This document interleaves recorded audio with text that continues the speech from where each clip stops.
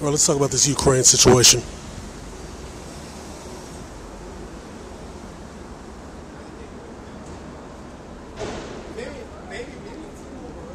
Make no mistake, Zelensky's on borrowed time. They're about to get him up out of there. He's about to get taken right out the frame. They're already reluctantly admitting to the human shields that Ukraine has been using. And they only put that shit out because, and this is the Washington Post that admitted this. The Washington Post and Amnesty International. And the best cover they could come up with is one employee quitting because she wasn't consulted about how they could lie to defend themselves. But if you if you read the articles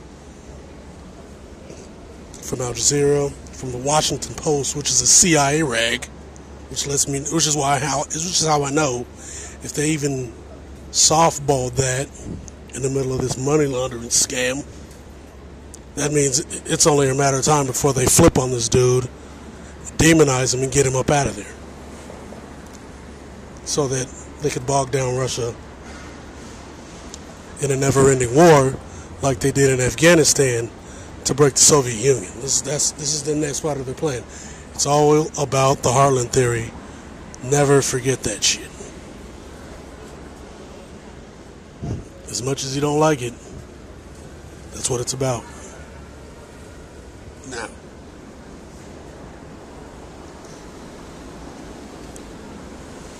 people are getting led astray in this because they're picking sides in this silly ass war. But when you bring up what's going on in Syria, where they're stealing oil, literally stealing oil, selling it to giving it to terrorists, and then sending those terrorists back into Syria, they're stealing wheat to feed the terrorists, and then burning the fields that they can't control. They're attacking military bases and claiming that they're going after Iranian forces. They're really just attacking military bases for the apartheid ethno-state that also likes to bomb Palestinians and use Palestinian human shields. I don't want to talk about that. I'm just going to go there, though. That's hate speech. Because we have a deal with the ADL.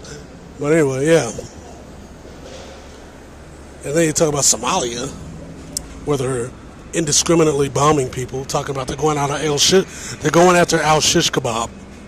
But it ain't about al-shish kebab. It's about controlling the goddamn Red Sea. Just like Libya wasn't about no goddamn helping the rebels, aka the terrorists. No.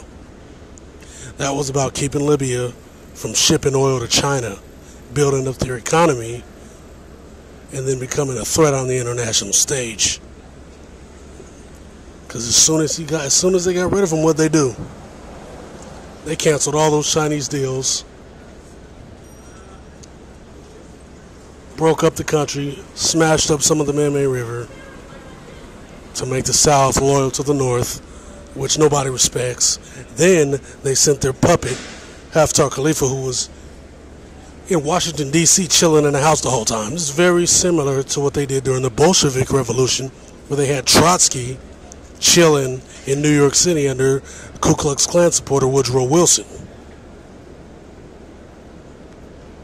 And then as soon as the white supremacist oligarchs snuck into Russia, under the guise of the Red Cross, to take control of all their resources, they put their puppets, Trotsky and Lenin, up in there. And then, of course, the Federalists from the Russian side, who also hated the Romanovs, put their guy, Stalin, in there, and then the shit rolled down the hill. So then America propped up Hitler, and that fell apart when the UK and when the UK and the US saw that Hitler was losing. Then they pulled all their resources. They weren't using alien tech; it was American tech. It was American and British tech. That's what the fuck the tech was. With no alien source. It was the white supremacist oligarchs from the Anglo-Saxons. That's what that was. And they're doing the same thing in Libya right now. Still doing it. They're doing the same thing in Yemen. Now they got the French up in Yemen stealing gas because they can't get it from Russia anymore. Basically, America made their NATO countries, their NATO client states sanction themselves. Because it ain't like America can just ship tons of fucking gas there efficiently. It's not going to happen.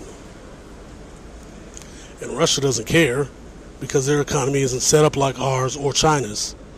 So you can't really sanction them to hell because they're already self-sufficient, super corrupt, so it's not going to fuck with their supply chains or anything. Like, you know what I mean? So they're trying to bog them down in this war. It's like, this isn't the Soviet Union. They're not propping up Cuba and shit anymore. I mean, technically they are. They just sent them tons of fucking oil. So there's that. So, I mean, none of this is working. They're using tons of propaganda to try to make it seem like Russia is losing the war, and they're not. On top of, and Russia is bombing civilians, but Ukraine is using human shields. And it's, yeah, so they're like, oh, you're pro-Russian, you're ignoring what, no, I know what that nigga's doing. I know about how he's rounding up people and all that shit. But there are also a lot of Ukrainians who are willingly running into Russia, and a lot of people who are turning against the drugged up homosexual puppet Zelenskyy. So, I mean, it is what it is. It is what it is. But it's going to be interesting seeing how this plays out. When they blow his brains out or do whatever they do, or blow him up in a bunker or whatever crap, because America's going to do that. They're going to take this guy out. America's going to take Zelenskyy out eventually. Somehow, some way, they're going to smear him and send him on down the road. You'll see. And that's fact. Bitch.